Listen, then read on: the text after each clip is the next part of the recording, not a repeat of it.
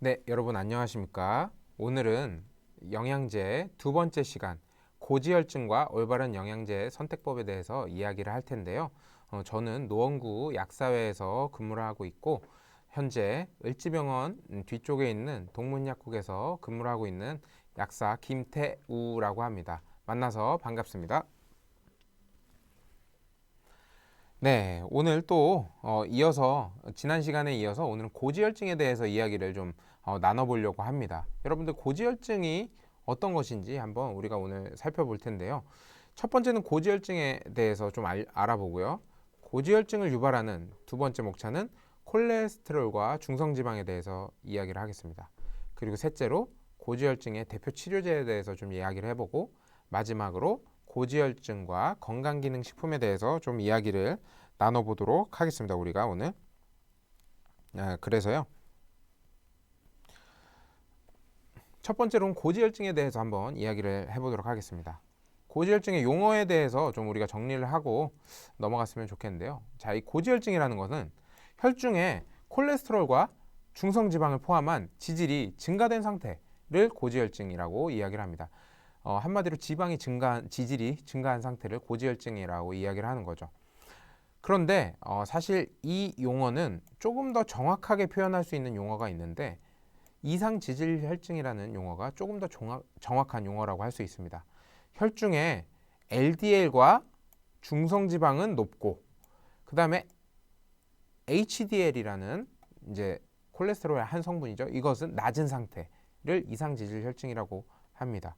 그래서 고콜레스테롤 혈증, 고중성지방 혈증, 낮은 HDL 혈증 이런 용어들을 포함하는 단어가 이상지질 혈증이라고 보시면 되겠습니다. 자, 이렇게 해서 뭔가 지방질이 증가된 상태를 고지혈증이라고 하는데 LDL, HDL 어디서 들어본 것 같은데 뭐 좋은 콜레스테롤, 나쁜 콜레스테롤 뭔가 들어본 것 같은데 조금 헷갈리시죠? 오늘 제가 확실하게 정리를 해드리도록 하겠습니다. 우선은 국내 고지혈증 환자 수 2018년에 200만 명 정도 됩니다. 상당히 많은 수치라고 여러분들 생각하시면 되겠고요. 나이 드신 분들은 10명 중에 한 분 정도는 이 고지혈증을 앓고 있고 약을 복용하고 있다고 해도 무방하겠습니다. 고지혈증 시장 치료제 규모만 해도요. 스타틴이라는 약물이 거의 1억 원 가까이 판매가 되고 있다고 하니까 정말 엄청 어마어마한 시장이라고 할 수 있겠죠. 그렇다면 이 고지혈증은 우리 왜 위험할까요?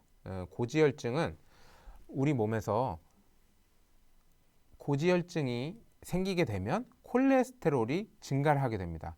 그리고 이 콜레스테롤이 우리 혈관 속에서 잘 흐르면 괜찮은데 잘 흐르지 않고 콜레스테롤이 혈관의 일정 부위에 자꾸 쌓이게 되는 거죠. 이 혈관에 이제 콜레스테롤이 조금씩 쌓이게 되면 죽상경화반이라는 콜레스테롤 덩어리를 형성을 하게 되고 이 혈관 안쪽에 이런 죽상경화반이 형성이 되면 결국에는 혈관이 좁아지거나 막히게 될 수 있습니다.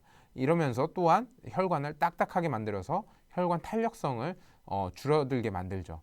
이러한 것들이 결국에는 혈관을 막거나 이제 위험한 결과를 초래하게 됩니다. 여러분들 이제 한 번쯤은 이제 이러한 동맥 경화 검사를 받게 되는데요. 혈관의 뭐 혈류 속도라든지 여러 가지 혈관의 직경 같은 것들을 이런 식으로 체크를 해서 고지혈증의 위험도 여부를 판단하는 동맥 경화 검사가 있습니다. 자, 그래서 고지혈증이 와서 혈관이 좁아지게 되면 우리 혈관이 잘 좁아지는 곳이 두 군데가 있습니다. 그리고 아주 위험한 곳이 두 군데가 있는데 하나는 심장이고 하나는 우리의 뇌입니다. 그래서 이 심장에 관상동맥이 두 갈래로 이렇게 나눠져 있는데 우측과 좌측으로 나눠지게 되는 것이죠.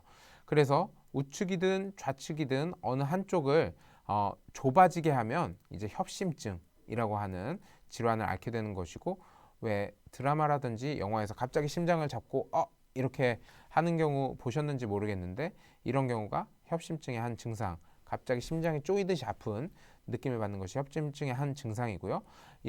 이렇게 협심증이 지속되다가 갑자기 혈관이 막히면서 심장 일부가 피가 안 통하면서 이제 심장세포가 사망하게 되는 그러한 경우는 또 심근경색이라고 합니다. 그래서 관상동맥증후군의 일종으로 협심증과 심근경색 등이 고지혈증이 심해지면 유발될 수 있다라고 이해하시면 되겠고요.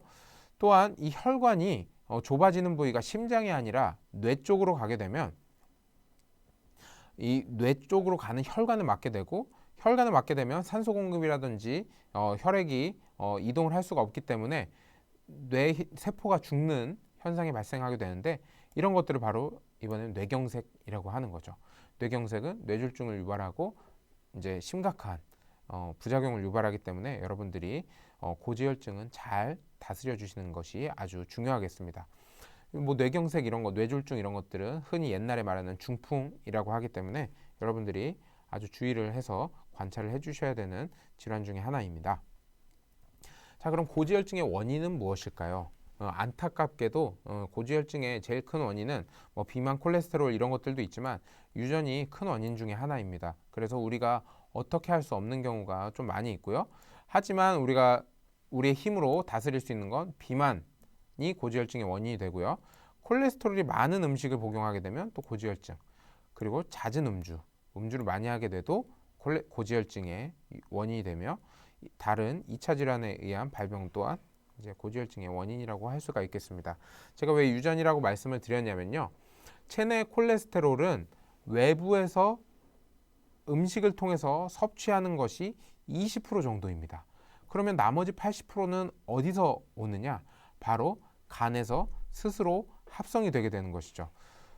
콜레스테롤이 많이 포함되어 있는 동물성 식품에서 이러한 음식 콜레스테롤을 섭취하는 것이 겨우 20%밖에 안 된다는 거예요. 그래서 나머지 80%이기 때문에 내가 콜레스테롤이 높다고 진단을 받아서 콜레스테롤을 엄청나게 제한을 해도 다음에 피 검사를 했는데 또 콜레스테롤이 높게 나올 수 있습니다. 그렇다는 것은 이게 내가 유전적으로 고지혈증이 조금 있다라고 이해를 하시면 되겠습니다. 자, 그러면은 우리가 이제 두 가지를 좀 깊이 있게 공부를 해봐야 되는데요. 바로 콜레스테롤과 중성지방입니다. 고지혈증은 콜레스테롤이 높은 거야? 중성지방이 높은 거야? 뭐 아니면 둘 다 높은 거야? 뭐 이런 헷갈리는 것들이 좀 있을 수 있는데, 그리고 뭐 기름진 음식을 먹으면 뭐 콜레스테롤이 올라가는 걸까요? 중성지방이 올라가는 걸까요? 뭐 이러한 고민들이 있으실 텐데 제가 이해 가기 쉽게 좀 설명을 드리도록 하겠습니다. 콜레스테롤과 중성지방은 일단 구조부터가 완전히 차이가 좀 있습니다. 물론 상호간의 변환이 될 수는 있겠지만 일단 기초적으로 그 구조는 좀 다르게 생겼는데요. 콜레스테롤은 이렇게 생겼고, 중성지방은 글리세롤이라는 분자에다가 지방산이 이렇게 세 가닥이 붙어 있는 형태로 좀 되어 있습니다. 그리고 콜레스테롤이 높은 음식과 중성지방이 높은 음식 또한 차이가 있는데요. 콜레스테롤이 높은 음식은 한마디로 기름진 음식이라고 생각을 하시면 됩니다. 곱창, 기름을 엄청나게 많이 포함하고 있는데 이런 곱창이라든지 계란 노른자, 뭐 새우도 아주 기름진 음식이고 버터도 그렇죠. 그리고 이런 베이컨이라든지 오징어, 이런 튀긴 음식, 이런 것들엔 아주 콜레스테롤이 많이 들어가 있습니다. 그런데 중성지방을 높이는 음식들은 오히려 기름진 음식보다는 탄수화물이 들어가 있는 음식이 바로 중성지방을 높이는 음식이라고 이해를 하시면 됩니다. 그래서 우리가 밥을 많이 먹게 되거나 빵 같은 밀가루 음식을 많이 먹게 되거나 라면도 마찬가지로 밀가루죠. 그리고 단순당인 설탕, 뭐 케이크, 콜라 이런 당류가 많이 들어가 있는 음식을 복용을 하시게 되면 중성지방이 아주 빠르게 상승을 합니다. 자, 그래서 우리 탄수화물과 지방의 여정을 간단하게 좀 살펴보면 밥은 우리 몸에서 위장을 거쳐서 이제 포도당으로 분해가 되게 됩니다. 이 포도당으로 분해된 탄수화물은 빠르게 장기의 에너지원으로 사용이 되고, 또한 남은 것들은 간으로 저장이 되고 또 온몸에서 또한 에너지원으로 또 사용이 되게 됩니다. 하지만 그래도 남을 수가 있죠. 우리 몸은 작은데 밥을 엄청나게 많이 먹으면 이것들이 다 간에 저장되지 못하고 일부 남은 포도당은 바로 중성지방의 형태로 저장이 되게 되는데, 바로 그 부위가 우리의 뱃살입니다. 이 뱃살이 나오는 이유는 바로 탄수화물을 많이 복용해서 많이 먹게 돼서 중성지방이 축적이 된 것이죠. 또한 삼겹살은 이제 지방산과 콜레스테롤로 분해가 되는데, 이러한 지방산과 콜레스테롤이 여기에서도 지방이 콜레스테롤과 지단백으로도 분해가 되고 중성지방으로도 일부가 이제 생겨나게 됩니다. 그리고 이 지방은 아주 높은 활성을 가진 에너지원으로 사용이 된 뒤에 이것 또한 남은 것들은 중성지방이 되게 됩니다. 그래서 탄수화물과 지방을 많이 복용하게 되면 뱃살이 많이 나오게 되겠구나, 이렇게 이해를 하시면 되고, 다음으로 콜레스테롤과 중성지방의 역할에 대해서 한번 보도록 할 텐데요. 콜레스테롤은 사실은 너무 부정적으로 여러분들이 생각하지 않으셨으면 좀 좋겠습니다. 콜레스테롤은 우리 몸에서 아주 중요한 역할을 하는데, 우리 몸의 세포의 막을 구성하는 성분이 바로 인지질이라고 하는 게 주된 성분 중에 하나인데, 이 인지질의 성분이 콜레스테롤이 그 역할을 좀 하고 있습니다. 그래서 세포를 형성하고 보호하는데 이 콜레스테롤이 역할을 하고요. 또한 우리 몸에 다양한 호르몬들 있죠.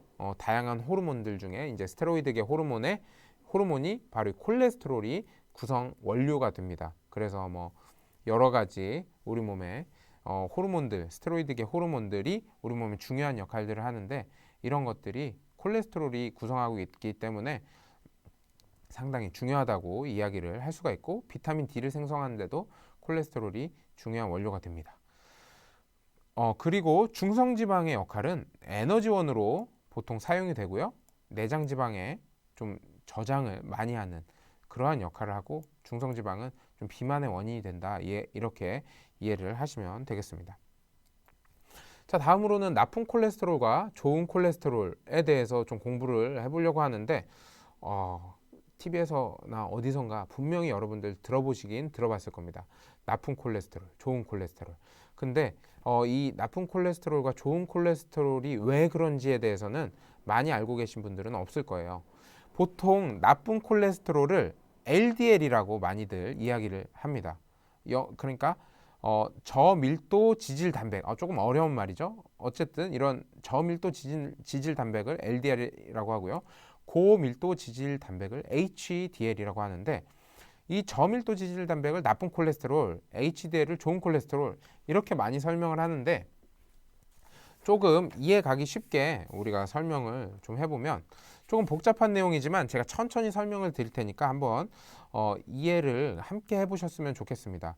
우리 몸의 창자 속으로 지방이 흡수가 되죠. 삼겹살에 지방이 딱 흡수가 됩니다. 그러면은 우리 몸에서 이제 잘게 분해를 해서 킬로미크론이라는 형태로 분해를 시키는데, 이러한 킬로미크론들은 우리 몸에서 에너지로 사용이 되기도 하고 지방으로 저장이 되기도 하고, 이런 다음에 간으로 갑니다. 간으로 가서 이제 저장이 되게 되는 것이죠. 이 간으로 갔을 때, 간에서는 우리 몸의 80%의 콜레스테롤을 합성한다고 하죠. 간에서 이제 콜레스테롤을 합성을 해서 VLDL이라는 LDL보다는 좀 큰 형태의 콜레스테롤 형태로 이제 분비를 하게 되고, 이것이 또 우리 몸 곳곳에 지방을 전달을 해줘서 이 지방들이 몸 곳곳에서 에너지로 사용이 되게 되고요. 그리고 또한 이 VLDL에는 중성지방이 많이 포함되어 있습니다. 그래서 이 중성지방이 우리 몸 곳곳에 저장이 되게도 하는 거죠. 그래서 이 VLDL이 높으면 중성지방이 높다, 이렇게 이야기도 하게 됩니다. 그렇게 이제 분해된 VLDL은 이제 IDL이라는 물질을 거쳐서 간으로 들어가거나 아니면은 LDL로 변환이 되기도 합니다. 근데 이 LDL이 안 좋다고 이야기하는 이유는 뭐냐면, LDL이 움직이는 이동 방향에 있습니다. 이 LDL은 간에서 출발해서 우리 몸 세포에 콜레스테롤을 전달하는 역할을 해요. 이렇게 간에서 이동을 해서 세포로 가는 과정 중에 이 세포 곳곳에 콜레스테롤을 전달하면서 찌꺼기를 형성을 하게 될 확률이 높아지는 것이죠. 그래서 이 LDL을 나쁜 콜레스테롤이라고 이야기를 하는 겁니다. 반면에 HDL은 콜레스테롤이라든지 중성지방들을 다 전달을 하고서 꽁꽁꽁꽁 뭉쳐져 있는 아주 고밀도의 지질 단백이라고 생각하시면 돼요. 그래서 이 HDL은 거꾸로 세포에서 콜레스테롤을 받아서 간으로 돌려보내는 역할을 해요. 한마디로 혈관에 있는 콜레스테롤들을 모아서 다시 간에게 보내주는 역할을 합니다. 그렇기 때문에 HDL은 사람들이 봤을 때 좋은 콜레스테롤이다 라고 하는 것이죠. 하지만 여러분들, HDL, LDL 이런 것들이 서로 혈액에서 콜레스테롤을 순환시키는데 각각의 중요한 역할들을 하는 것이기 때문에 완전히 나쁘다, 완전히 좋다라고 단순하게 이해하기보다는 서로 연결되어 있는 그러한 상황이다라고 이해를 하시면 좋겠습니다. 그러면 어떻게 이해를 해야 될까요? LDL은 무조건 나쁘다라고 하기보다는 LDL이 좀 증가하면 혈관에 침착될 확률이 좀 높아진다 라고 이해를 하는 것이 제일 좋겠습니다. 그래서 무조건 LDL을 낮추려 하기보다는 너무 높지 않게 유지를 하는 게 중요하다라고 이해를 여러분들 하시면 아주 좋을 것 같습니다. 그래서 이제 고지혈증의 대표 치료제에 대해서 이야기를 해보려고 하는데요. 고지혈증 수치 기준은 이렇습니다. 여러분들 이 수치는 다 여러분들이 외우실 필요도 없고 외우기가 쉽지는 않고요. 여러분들이 피검사를 하시게 되면 피검사 용지에 이렇게 높다 낮다 라고 해서 기준이 다 적혀져서 나오게 됩니다. 그것들을 보고 의사 선생님이나 아니면 약사 선생님께 보여드리면 약사님이나 의사 선생님께서 약을 복용을 하셔야 되겠네요. 아직 괜찮으시네요. 이렇게 조언을 해주실 거라고 제가 생각을 합니다. 그래서 한번 가져와 봤고요. 대표적인 고지혈증 치료제로는 스타틴이라는 약물이 있습니다. 이게 여기에 있는 박스들이 전부 다 스타틴 제제의 일종이라고 여러분들 생각하시면 좋겠습니다. 자, 그래서 이 고지혈증 치료제인 스타틴은 우리 몸속에서 이 나쁜 콜레스테롤인 LDL 콜레스테롤을 뭐 많게는 이거는 퍼센테이지거든요. 32%에서 34%, 뭐 많게는 50에서 60%까지 저하를 시켜준다고 하니까 엄청나게 좋은 약이죠. 그래서 아주 효과는 뛰어나고 보장이 되어 있다고 생각을 하시면 됩니다. 그래서 이 스타틴은 혈액 속에서 콜레스테롤을 줄여주는 역할을 하고요. 또한 혈당이 높은 경우에는 혈관 손상도 줄여주는 역할도 합니다. 그리고 심장 질환이 있는 경우에는 이 콜레스테롤을 낮추기 때문에 심장 보호 작용이 있습니다. 그리고 앞으로 10년 후에 발생할 심혈관 질환을 예방하는 효과도 있는 좋은 물질입니다. 그런데 제가 지난주에 코엔자임 Q10을 설명하면서 간단하게 이 스타틴 이야기를 했는데 이 약을 계속해서 복용을 하게 되면 이 약이 코엔자임 Q10을 자꾸자꾸 감소시키는 역할을 하기 때문에 이 약을 복용하실 때는 코엔자임 Q10을 보충해 주시면 여러분들 도움이 되시리라 생각을 합니다. 자, 그래서 이 콜레스테롤 약을 그러면은 나 먹어야겠다 라고 생각하시는데 제가 아까 말씀드렸죠. LDL 무조건 낮게 유지하는 게 좋은 게 아니라 어느 정도 수치 이상으로 높아지지 않게 조절을 해야 된다. 그래서 스타틴을 먹어야 하는 환자분들은 이 관상동맥 심혈관 질환자분들이 있어요. 이러한 분들이라든지 아니면 LDL이 190 이상인 아주 고 LDL 수치를 가지고 있으신 분들이 이러한 스타틴을 복용을 해야 되고요. 40세 이상의 당뇨 환자분들은 190이 아니라 아주 낮게 유지를 해주셔야 됩니다. 한 70 이하로. 이러한 분들은 거의 스타틴을 복용을 하시는 게 권장이 되고 40세 이상인데 이러한 관상동맥 심혈관 질환이 10년 이내로 예상이 되는 분들이 이제 검사 결과에 나오는 경우가 있습니다. 이런 분들도 스타틴을 복용을 해야 된다고 합니다. 제가 지금까지는 스타틴에 대해서 거의 좋은 점만 이야기를 해주고 완벽한 약인 것처럼 설명을 드렸는데 스타틴은 아주 부작용 또한 많은 약물입니다. 제가 지금은 근육병증 이야기만 가져왔고요. 실제로는 간 수치가 증가할 수도 있고 뭐 이명이라든지 다양한 부작용을 호소하시는 분들이 꽤 있습니다. 특히 이제 제일 유명한 것이 바로 이 근육병증인데요. 고위험군으로는 이제 여성분들에게서 근육병증이 많이 나타난다고 하고요. 그 다음에 50세 이상이거나 고혈압이나 당뇨병이 같이 있으신 분들, 뭐 갑상선 저하라든지 신장 기능이 안 좋으신 분들, 이런 분들에게는 이제 근육병증이 아주 고위험군으로 나타날 수 있다라고 합니다. 그래서 이런 분들은 계속해서 피검사를 통해서 혈중에 CK라는 것이 있습니다. 크레아티닌 카이네이즈 수치인데요. 이것들이 높아지면은 근육이 많이 녹았다고 보시면 돼요.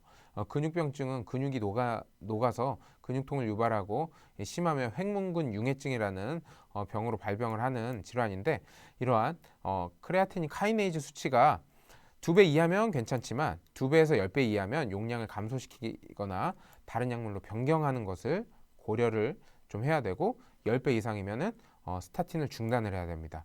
이러한 이제 근육병증이 일어나면 소변에서 콜라색이라든지 약간 색깔이 변색되는 것으로도 드러난다고 해요. 근데 그런 상황은 이미 근육이 많이 녹아내린 상태이기 때문에 얼른 병원에 가셔서 이제 상담을 진행을 하셔야 되겠습니다. 그리고 상대적으로 위험이 적은 스타틴도 있는데요. 로수바스타틴이라든지 프라바스타틴, 플루바스타틴도 있는데 많이 사용되는 약물은 상대적으로 아니라고 하고 로수바스타틴이나 프로바스타틴이 상대적으로 위험이 적은 스타틴이라고 하고 스타틴의 용량을 줄이면서 콜레스테롤을 위장관에서 흡수하지 않게 해주는 에제티밀브 복합제를 선택하는 것도 좋은 방법이 되겠습니다. 그래서 여러분들 혹시 스타틴 복용하고 계시면 이유 없이 내가 뭐 심한 운동도 한 게 아니고 아무것도 안 했는데 이유 없이 근육통이 발생하신다면 스타틴을 내가 복용 중인지 확인을 하시고 스타틴을 중단하거나 복용을 감량하는 것을 고려해 보시는 게 좋겠습니다. 자, 다음으로는 여러분들 고지혈증과 건강기능식품에 대해서 우리가 좀 이제 이야기를 본격적으로 좀 해보고자 합니다. 오늘 고지혈증을 낮춰줄 수 있는 건강기능식품으로는 제가 2가지를 가져와 봤는데 일단은 15개 정도가 이렇게 알려져 있다고 합니다. 혈중 콜레스테롤을 개선하는. 그런데 이 중에서 콜레스테롤의 고지혈증, 콜레스테롤 개선에 도움을 줄 수 있는 건강기능식품 유명한 것으로는 바로 이 홍국살과 사탕수수, 왁스, 알코올 이렇게 2종류가 있다고 알려져 있어요. 그래서 첫 번째로 홍국살에 대해서 이야기를 해보려고 하는데 쌀인가요? 선생님? 맞습니다. 홍국은 쌀이에요. 쌀인데 이 하얀 쌀에다가 붉은 누룩곰팡이인 홍국균을 이렇게 배양을 해서 20일 정도 놔두면 이렇게 쌀이 붉어집니다. 그래서 홍국균에서 아주 좋은 물질이 나와서 쌀을 이렇게 붉게 만드는데 자, 요런 것이 홍국이라는 것을 여러분들이 좀 알아두시는 게 좋고요. 홍국의 유효 성분이 있습니다, 여러분. 홍국의 유효 성분은 바로 이 모나콜린 K라는 성분인데 여러분 아까 제가 스타틴 이야기를 좀 했었죠. 이 스타틴 중에 여러 가지 물질들이 있고 구조가 있는데 요게 그 분자 구조거든요. 스타틴, 홍국의 모나콜린 K의 분자 구조고 요거는 이제 로바스타틴이라는 물질의 분자 구조, 그 다음에 심바스타틴, 아토르바스타틴 이런 스타틴의 다양한 분자 구조가 있는데 홍국의 유효 성분인 이 모나콜린 K는 로바스타틴이라는 스타틴 계열 약물과 완전 동일한 구조를 가지고 있습니다. 한마디로 홍국의 유효 성분은 스타틴입니다. 무슨 말이냐면 고지혈증 치료제라는 말이죠. 그렇다면 홍국을 복용을 하게 되면 고지혈증이 치료되겠구만 이라고 생각을 할 수가 있겠죠. 실제로 이 홍국을 가지고 다양한 임상 실험들이 진행이 됐는데요. 글이 많기 때문에 제가 간단하게만 설명을 드리면 미국의 연구팀에서 스타틴과 어유, 이거는 오메가3라고 보시면 되고 홍국을 3개월간 복용을 하게 했는데 이제 어유, 홍국 이런 것들과 이제 스타틴을 이제 비슷하게 복용을 했을 때 콜레스테롤 수치가 감소된 것이 관찰이 됐습니다. 그리고 중성지방도 눈에 띄게 감소했다는 연구 결과가 있고요. 그리고 미국의 또 의료센터에서 진행된 연구에서 홍국살 추출물을 2개월간 복용했더니 나쁜 콜레스테롤 수치가 21%, 총 콜레스테롤 수치는 15%나 감소됐다고 하니까 콜레스테롤 수치에는 확실히 감소 효과가 있다고 보여집니다. 또한 스타틴이 심장병 예방 효과가 있었듯이 홍국 또한 심장병 예방 효과가 있다고 알려져 있고 나중에 이제 대사증후군이란 내용도 저희가 공부를 해보겠지만 이 대사증후군 치료에도 이 홍국살이 도움이 되고 염증 감소에도 홍국이 아주 좋다는 이야기가 있습니다. 되게 좋은 물질이라고 생각을 할 수가 있겠지만 홍국은 곧 스타틴의 부작용 또한 같이 갖고 있다고 생각을 어느 정도는 하셔야 돼요. 로바스타틴은 지금은 많이 사용되지 않는 이제 스타틴 계열로 1세대 약물로 분류가 되고 있습니다. 그래서 이제 임신을 준비하고 계신 분들이라든지 임산부 분들께서는 이 홍국을 절대 복용을 하시면 안 됩니다. 이 로바스타틴은 임부금기 1등급으로 되어 있기 때문에 임산부들은 복용하지 않으셔야 되겠고요. 무분별한 홍국을 막 붉은색 쌀이라고 했잖아요. 그래서 붉은색 쌀을 나는 고지혈증을 치료할 거야 라고 하면서 삼시세끼 복용을 하거나 너무 많이 복용을 하게 되면 간 기능 저하라든지 근육통, 근육 파괴 같은 부작용이 일부는 나타날 수 있기 때문에 여러분들 조심하셔야 됩니다. 또한 이 홍국을 너무 과다하게 복용을 하게 되면 간에 있는 효소가 있어요. CYP3A4라는 효소가 있는데 이 효소를 효소에 의해서 이 로바스타틴, 홍국의 활성 성분이 대사가 되게 됩니다. 그런데 이 간 대사 효소를 억제하는 약물을 여러분들이 동시에 우연히 복용을 하고 있었어요. 홍국 선생님 좋다고 했으니까 내가 이 홍국살 먹어야겠어 했는데 내가 무좀약을 사실은 지난주부터 처방을 받아서 먹고 있었습니다. 그렇게 되면 이 무좀약이 이 간 대사 효소를 억제해서 홍국의 부작용, 근육통 같은 부작용이 더욱더 커질 수가 있다고 합니다. 그래서 여러분들이 이제 이러한 주로 여러분들이 많이 먹을 수 있는 약이 바로 이 무좀약, 이 강력한 이제 간 대사 효소 억제제가 포함이 되어 있는데 이런 무좀약이라든지 일부 항생제 같은 것들을 복용 중이시면 이러한 홍국을 먹게 되면 부작용이 좀 생길 수가 있다라는 것들을 여러분들이 조금 알아두셨으면 좋겠습니다. 그래서 이제 홍국은 이렇게 장점도 또한 좀 알아봤고 단점도 좀 알아봤는데 이렇게 쌀로 만들어서 먹기는 조금 어려운 경향이 좀 있어서 여러분들 건강기능식품으로 실제 홍국이 나와 있는데요. 이 건강기능식품을 여러분들이 볼 때 꼭 확인하셔야 될 것은 이 건강기능식품을 식품의약품안전처에서 허가를 내줄 때 홍국이 건강기능을 가지려면 총 모나콜린 K, 아까 제가 말씀드렸던 활성 성분으로서 4에서 8mg 정도는 포함을 해야 합니다 라고 했습니다. 그렇기 때문에 여러분들이 건강기능식품으로서 홍국을 복용하실 때는 꼭 이 모나콜린 K의 함량이 4에서 8 사이에 들어가는지를 확인을 하셔야 됩니다. 만약에 이 표시가 없으면은 아마 건강기능식품이 아닐 확률이 크고요. 그렇게 되면 여러분들이 콜레스테롤을 저하시키는 개선 효과를 누리지 못할 수가 있겠습니다. 자, 다음으로 제가 말씀드리고 싶은 부분이 바로 폴리코사놀인데요. 이 폴리코사놀은 아까 말씀드렸듯이 사탕수수 왁스 알코올에 들어가 있는 생리활성 물질입니다. 그래서 이 폴리코사놀은 생리활성 기능을 과거 1등급을 받아서 실제로 콜레스테롤 수치 저하에 도움을 주는 물질로 아주 널리 좀 알려져 있고요. 폴리코사놀은 그럼 뭡니까, 선생님? 폴리코사놀 이것도 TV에서 좀 본 것 같은데 폴리코사놀이라는 것은 이제 사탕수수에서 추출해내는 이제 사탕수수의 지방족 알코올의 혼합물이라고 여러분들 생각하시면 되겠고요. 이 사탕수수에서 이제 한 이 지방족 알코올 중에 특히 이 옥타코사놀이라는 알코올이 좀 많이 함량이 이제 포함이 되어 있어야 효과가 좋다고 이야기를 합니다. 그렇다면 이 폴리코사놀은 어떻게 해서 우리 몸의 콜레스테롤을 저하시키는지 한번 보면 아까 말씀드렸던 홍국에 있는 물질은 스타틴이라는 약물처럼 직접적으로 콜레스테롤의 합성을 방해하지만 이 폴리코사놀은 스타틴이 억제하는 그 효소를 직접적으로 억제하는 스타틴 같은 역할을 하는 것은 아니지만 그와 관련한 효소에 작용해서 이렇게 콜레스테롤을 합성을 간접적으로 좀 억제를 해준다고 합니다. 이 얘기는 뭘 의미할까요? 한마디로 스타틴은 아니라는 얘기죠.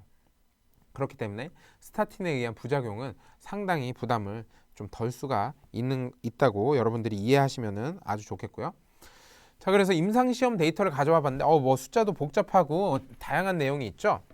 간단하게 이해를 해보면 이 폴리코사놀은 총 콜레스테롤, 모든 콜레스테롤의 합은 감소를 시켰습니다. 좋은 거죠. 콜레스테롤 수치 감소. 그리고 우리가 뭐 흔히 알고 있는 아까 말씀드렸던 안 좋은 성향을 가진 콜레스테롤, 너무 높으면 안 되는 LDL은 낮춰주고, 그리고 우리가 각 세포에서 간으로 콜레스테롤을 이동시켜주는 HDL은 오히려 올려줬습니다. 이게 아주 폴리코사놀의 중요한 역할인데 HDL이라는 좋은 역할을 하는 콜레스테롤은 올려주는 임상시험 데이터가 있다는 것이죠. 그리고 영어가 쭉 나와 있는데 이것 또한 해석을 해보면 이제 인슐린을 맞지 않는 당뇨 환자 분들에게서 폴리코사놀을 매일 10mg씩 먹었더니 이것이 로바스타틴이라는 아까 홍국에 들어가 있던 물질보다 HDL 함량은 더 높여줬고 또한 부작용은 더 적었다라고 이야기를 합니다. 그래서 되게 좋은 임상 논문이 되게 많구나라고 여러분들이 생각하시면 좋겠고요. 그리고 폴리코사놀은 시중에 5ml짜리랑 10ml짜리가 제일 많이 판매가 되고 있는데 제가 봤을 때는 10ml짜리를 복용을 하시게 되면은 물론 감소 효과는 더 커요. 그리고 HDL의 상승 효과는 오히려 더 큽니다. 하지만 5ml짜리를 먹어도 이거 10ml짜리의 절반밖에 효과가 안 나는 것은 아니고 10ml와 거의 근사치로 효과를 보실 수는 있어요. 그래서 가격 차이가 많이 나신다면 5ml짜리를 복용해 보시는 것도 괜찮고 나는 콜레스테롤 수치가 많이 좀 낮추고 싶어 라고 생각이 드시면은 10ml짜리를 구매해서 복용해 보시는 것도 나쁘지는 않다고 생각이 듭니다. 제가 이렇게 해서 폴리코사놀에 대한 이야기를 좀 해보았는데 폴리코사놀은 좋은 폴리코사놀을 또 구매를 해야겠죠. 폴리코사놀은 여러분들 이거는 꼭 기억하셔야 되는 게 쿠바산이 좋습니다. 왜 쿠바산이 좋냐면요. 이러한 좋은 임상 데이터가 나온 이 폴리코사놀은 거의 대부분 쿠바산 폴리코사놀을 사용했을 때 이런 좋은 논문 데이터가 나왔어요. 그리고 시중에서 판매하는 폴리코사놀들도 거의 쿠바산 폴리코사놀들이 많이 판매가 되고 있습니다. 그런데 그러면 쿠바산이 진짜 좋은 거네 라고 우리가 생각할 수 있지만 좀 비판적인 시각으로 보았을 때는 또 한편으로는 쿠바산만 왜 좋을까 의심을 가져보면 쿠바에서 쿠바 정부의 지원에 의해서 연구된 논문이 아주 많습니다. 그러니까 조금 제한된 논문들이 이제 대다수라는 거죠. 폴리코사놀은. 그리고 그 이외의 국가의 논문에서는 효과가 있다는 논문도 있지만 폴리코사놀 효과가 별로 없다는 논문도 조금은 나왔습니다. 그렇기 때문에 여러분들이 너무 폴리코사놀을 또 맹신하시면 안 되고 치료 목적은 아니고 조절하기 위한 목적이라는 거. 그리고 폴리코사놀을 여러분들이 복용을 하게 되면 매일 꾸준히 복용을 하시고 한 2달 정도 복용하신 뒤에는 꼭 피 검사를 하셔가지고 LDL 수치가 낮아졌는지 그리고 HDL 수치는 높아졌는지에 대해서 확인을 꼭 하셔야 됩니다. 번거로우셔도. 그래야 정말로 내 몸에 맞는지 알 수가 있는 것이죠. 그리고 폴리코사놀은 장점이 부작용은 많지가 않았습니다. 그리고 최근에 이 폴리코사놀이 혈압 조절에도 도움을 줄 수 있다는 기능성을 식약처에서 인증을 받았기 때문에 폴리코사놀을 복용하시면 혈압 조절에도 도움이 될 수 있다라고 이해를 하시면 되고요. 또한 HDL을 높이기 위해서는 HDL을 높이는 의약품은 사실 실제로는 많지가 않아요. 거의 없다고 보시면 되는데 이 폴리코사놀이 HDL을 높일 수 있는 장점이 있다고 하니까 아주 좋은 장점이 되겠죠. 자, 이상으로 이제 콜레스테롤과 이에 관련한 좋은 영양제들의 복용법에 대해서 좀 우리가 한번 함께 알아봤고요. 여러분들에게 고지혈증에 대한 이해와 그 영양제에 대해서 조금 도움이 되셨으면 좋겠습니다. 감사합니다.